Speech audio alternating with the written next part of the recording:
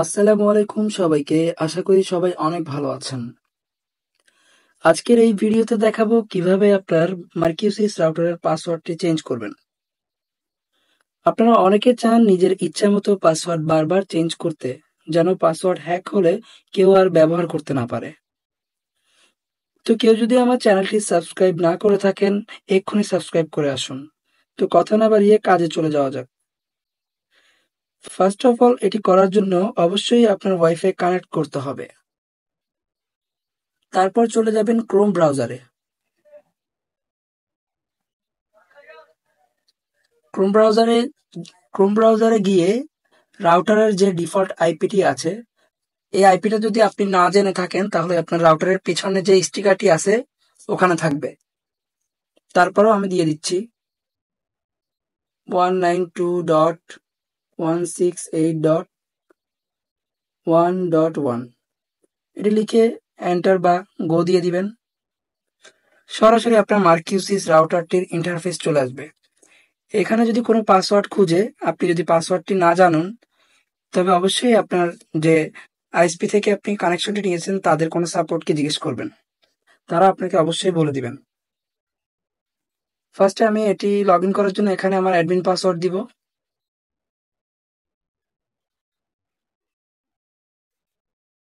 আমি এখন আমার রাউটারের ভিতর প্রবেশ করলাম। এখন আমি এটার পাসওয়ার্ড চেঞ্জ করার জন্য উপরে বাম সাইডে ট্রিপল লাইনে ক্লিক করব। তারপর ওয়্যারলেসে ক্লিক করব। তারপর দেখতে পাচ্ছেন এটা হচ্ছে আমার ওয়াইফাই নেম এবং এটি হচ্ছে আমার কাঙ্ক্ষিত পাসওয়ার্ড। তো আমি ইচ্ছা মতো এগুলো মুছে আমার ইচ্ছা মতো 8 ডিজিটের একটা পাসওয়ার্ড দিয়ে দিব।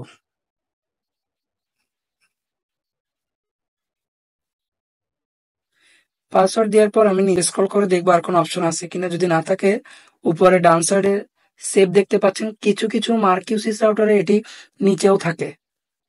আপনি যদি এটি আবার ডেস্কটপ মোডে করেন, দেখবেন যে সেভ যে অপশনটা এটি নিচে চলে আসছে। তো আমি সেভ দিয়ে দিব। এখন সেভ দিয়ে দেওয়ার সাথে সাথে উপর থেকে আমার যে রেঞ্জটা মানে ওয়াইফাই যে আইকনটা সেটি চলে যাবে। তো চেঞ্জ হয়েছে কিনা বোঝার জন্য আমরা ওয়াইফাই অপশনে ক্লিক করে ধরে রাখবো।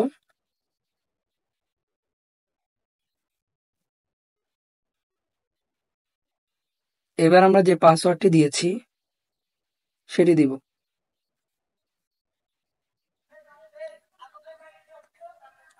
তো বন্ধুরা, এইভাবে আপনি আপনার মার্কিউসিস রাউটারের পাসওয়ার্ডটি চেঞ্জ করতে পারবেন। ভিডিওটা যদি ভালো লেগে থাকে তবে লাইক করবেন, শেয়ার করবেন এবং সাবস্ক্রাইব করে পাশে থাকবেন। আসসালামু আলাইকুম।